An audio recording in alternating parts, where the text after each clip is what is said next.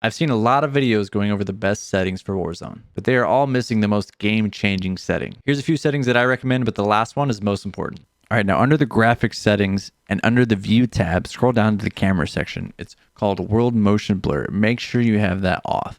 I've seen so many Twitch streams where people have this turned on and the game just looks terrible.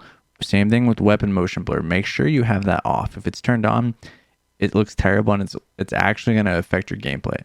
Film grain, turn it all the way down to 0. First person camera movement, which is what we play on, put on at least 50%. This is going to make a drastic difference in your gameplay.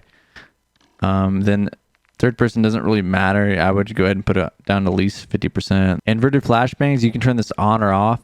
It's preference. So if you have it on, instead of your screen going bright white when you get flash, it'll actually go black, so it doesn't blind you. And then going up from that, we have vehicle field of view. Make sure you put that on wide. Third person field of view, we don't really care about it.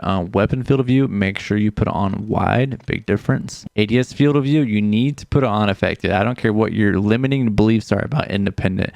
Yes, it zooms in. You might be able to see someone better, but your recoil is going to be so far worse. You need to put it on affected.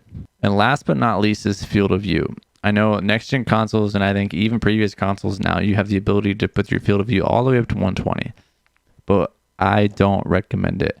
Most professional Warzone players or big streamers, they don't put their field of view up to 120. They don't. It affects their performance, for one, like their PC performance, but also it's hard to see things further away if you have it at 120. 110, I would all the way down to 110 to 117. I would put it. My sweet spot's like 114, 115.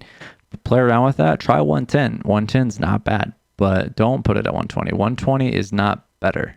Trust. If you want some more helpful tips for Warzone, make sure you drop that follow and I'll catch you in the next one.